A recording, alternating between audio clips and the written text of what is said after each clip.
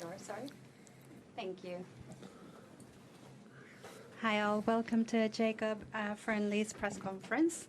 I'll ask the first question and then you guys can go ahead. Jacob, sorry about your loss. It was a tough opponent. Can you talk us through your feelings throughout the match? Yeah, I think obviously, yeah, like you said, extremely good opponent. I thought I played some good tennis, some good moments, some low moments, and yeah, I don't think there was too much in it. Just a few points here and there, and I think that's what those top guys do so well. They keep composed, and their base level just stays the same throughout the whole match, and mine went quite up and down, which I think is what cost me the match. All right, any questions? Go ahead. I'd like Jacob. Just what is the challenge then of kind of maintaining that level throughout 3 sets? He's won so many matches, and it kind of seems second nature to players like him. Yeah, I mean, I think the way I play, I like to play aggressive. So obviously, it's going to be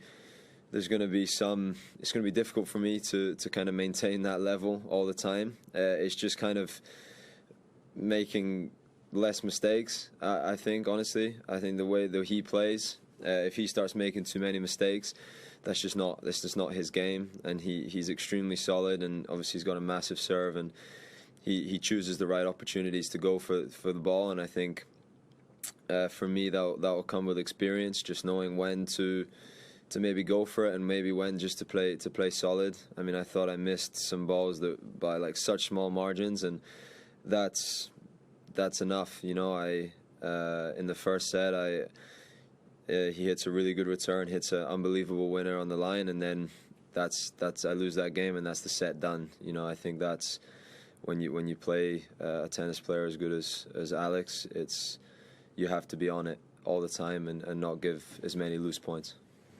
Jacob, how did it compare to what you expected to see the other side?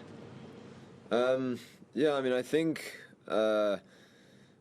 it was kind of what I expected. I knew that he was going to let me rally, and I knew I had to play aggressive because he's not going to make really many mistakes, and he's not really going to give me anything. So that was kind of my game plan. I wanted to try and take it to him as best as I could, because I think if I played too passive, then that was just going to play kind of into his hands, and that's what I tried to do. And I think I don't have any regrets with how I played the match. First Australian Open, how's the whole experience been, and what's the kind of biggest thing that you'll take out of it? Yeah, I mean, it's been awesome. Obviously, an extremely good week for me. An unbelievable tournament. Yeah, the fans were amazing. I played some incredible matches and had some more incredible experiences. So, yeah, extremely thankful for this kind of last couple of weeks, really. And yeah, I'm looking forward to coming back in the future. Jake, I saw you. Sorry, we're going with Jacob, right? Yeah, Sorry. sure. Yeah, go for it. I saw you, I think, the game in the middle of the third set, just sitting with your eyes closed and composing yourself a bit. Can you talk us through what you're doing there? Would you call it meditation? Is it something that you've worked with someone on before, or what was it? Yeah, I guess you could call it meditation. It's just kind of trying to stay present, really. Trying to kind of stay in the moment, because obviously there is a lot of stuff going on, and I kind of felt at that stage that I had some opportunities that I kind of let that slip, and it's just kind of a way for me to try and put that behind me and just focus on what I can do next. So were you just conscious that maybe your mind was racing a bit, or your heart rate was up a bit? Is that what you're trying to control? Mind, probably. Not so much the heart, more just the mind's racing a little bit. So just trying to calm that down and just relax a little bit.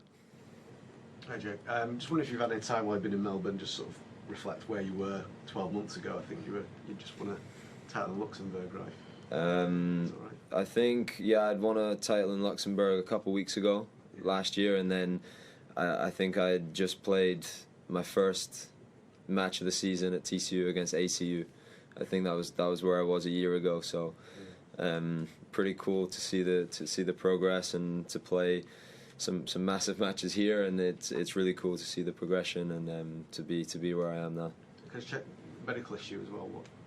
Sorry? There was a medical issue during the match. Oh, in the match? Yeah, I just on my serve in the first set, I felt like a little tweak in my back, but I I went off court and he treated it, and it felt fine actually for the rest of the match. So there was nothing. It didn't feel too bad, but I've had that before, and if you don't get it treated, it can escalate, and I just wanted to avoid that happening. Jacob, as far as you know, you met your coach at the TCU. Similar story like Cameron Norrie. How is the atmosphere at the college? Would you recommend it for players who are maybe hesitating between going to the college or getting to the professional tour? Yeah, I think if there is any kind of hesitation, whether you think you should be going on the pro tour or not, you should definitely go to college. I feel like if you are having those doubts about being on the pro tour, then you shouldn't be going on the pro tour straight away. And I don't think that college tennis is in any way a step back. I think it's actually just a step forward, because you get to work on your fitness, you get to be part of a team, you get to play some unbelievable tennis, and you get to improve, so that when you come out of college, there's no doubts in your mind that what you want to be is a professional tennis player. And if you use your 4 years wisely in college, you can set yourself up unbelievably to do some damage on the tour. And I think that's what a lot of the guys are doing nowadays, and I think it's the best route to take. Is there anything you've learned in particular over the last week or so that you'll use going forward? What have you realised about your level and the level of others around you? Yeah, I mean, for myself, it's a big kind of confidence boost. Kind of feel like knowing that I can compete against some of the best players in the world. It's really cool to see, and obviously, like today, I learned a lot. I learned a lot about certain situations I need to do better. I mean, he's number 2 in the world. He's probably playing some of the best tennis on the planet right now. So to have that experience, I learned a lot about my game, about what I need to do better. So yeah, I've learned a lot, and yeah, I've said it a few times, to have these kind of matches, kind of 7 months, 8 months into my professional career is extremely valuable. Did you find playing Zverev harder than playing Djokovic? Was there certain different challenges to it? And he was also very complimentary about you after. What did he say to you? Yeah, I mean, I think I don't know actually if it was different. I think obviously when I was playing Djokovic, I think I was around 250 in the world, so there was a bit less pressure I felt on my end, and but I think. I don't think the level was any difference from Djokovic or Alex. I think they're both playing exceptional, and they gave me rhythm, and they both let me rally. I think Zverev's serve is probably a bit better than Novak's was, just because he is a bit taller. And but no, I mean, obviously it's Novak Djokovic and Alex Zverev. They're both incredible tennis players. So yeah, both equally as challenging, I would say. See Zverev win it now. Of course, you always want the person that beats you to win it. But no, yeah, he was very nice at the end. He said great playing and good luck, and so it was really nice. It's cool to hear. I don't think we've asked you yet about first Davis Cup call up. How much are you looking forward to that, and what does it mean to you to get selected by? Yeah, it's awesome. It's a dream come true. I think every tennis player wants to represent their country, so to get the opportunity to do that is amazing. Going to Japan, which will be cool. Never been to Japan, so looking forward to that also, and to play with some good players and hopefully have a good tie will be amazing. Do you know are you staying around? Like, will you go from here to there, or do you know what your sort of? I would imagine I'll just stay here, because it is a bit. If I fly home to get used to the time difference and have to kind of fly back over here, it just doesn't really make sense, I don't think. And I think it's not too much time anyways. I think it's 2 weeks, isn't it? So yeah, I'll probably stay around here, just train a little bit. Yeah. You're going to be in the top 80 after this week, I think. I'm curious, I guess this is a broad question, but what do you actually want to achieve in tennis, and have the last 7 months changed that in any way? Maybe, I don't know, increased it?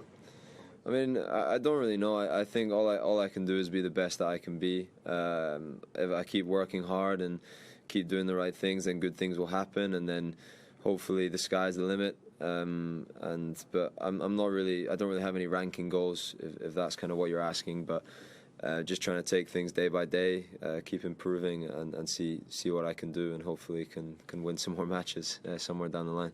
Has that always been like your approach, or is that something that's changed for you? Just taking things day by day and not looking. Yeah, I mean, I think it's definitely something that I've tried to do more as I've got older. Obviously, as you mature, you kind of, I feel like I think of things a bit differently, and I just don't feel that setting huge ranking goals helps me. It just adds a bit of unnecessary pressure that I don't feel that I need. So that's kind of why I just take things day by day, and then match by match, and just give the best I can, and then hopefully good things will happen.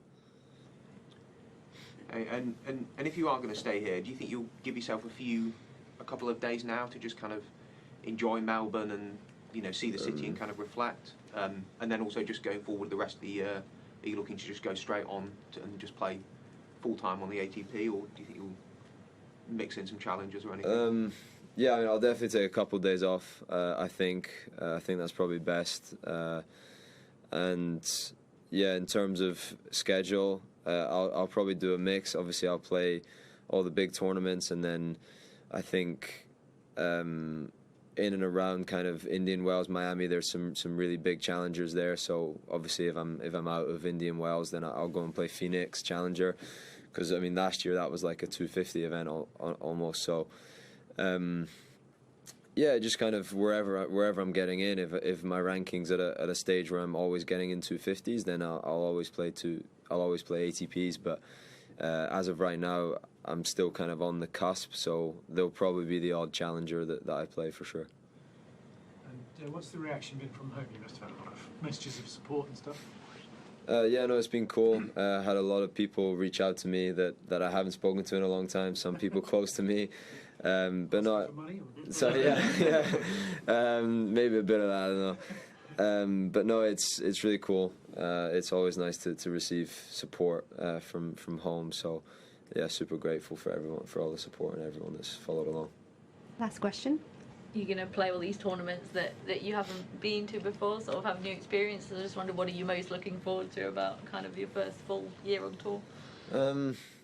I don't really know, to be honest. I'm kind of looking forward to everything. I think tennis is a sport where there's a lot of unknowns, and I love that about tennis. You know, you don't know who you're going to play. You don't know.